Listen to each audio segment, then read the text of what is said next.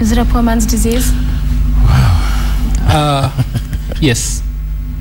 And if you look at where Ebola comes from, you don't know who the natural host is, but that natural host infects wild animals.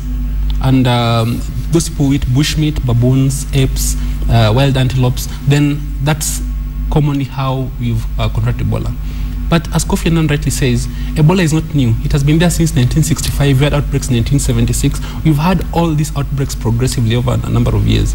And it's only in 2014 that we're now seeing a big push towards a vaccine, big push towards trying to get treatment. And yes, in that regard, he may have a point that if it had happened, if you'd been having these outbreaks in other countries, then maybe we could see a different outcome. However, I have to mention that there have been cases, the Reston Ebola virus, for example, was found in America a couple of years ago, and also sometime in Germany. Now, there's another angle to this as well. One of the things that is outstanding for us Africans is we are highly dependent on other people. We, for example, have neglected our healthcare systems, and when catastrophe lands upon us, then we say, oh, West, help us. We have to learn to build our own systems. The West African Ebola outbreak, a big reason why they went out of hand is because they didn't have proper investment in the healthcare system. Just as much as the same challenge we're having in our own country.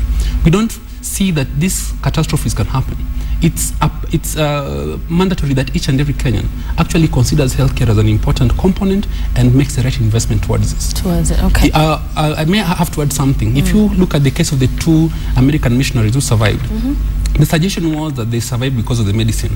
But it's possible that the quality of healthcare they received is dramatically different from what is being given to our colleagues in West Africa. But what about the one who died? Was he not given the same? Would that be your argument as well? Well, in disease, we talk about mortality rates. In West Africa, we are seeing anywhere between 50 and 90% mortality.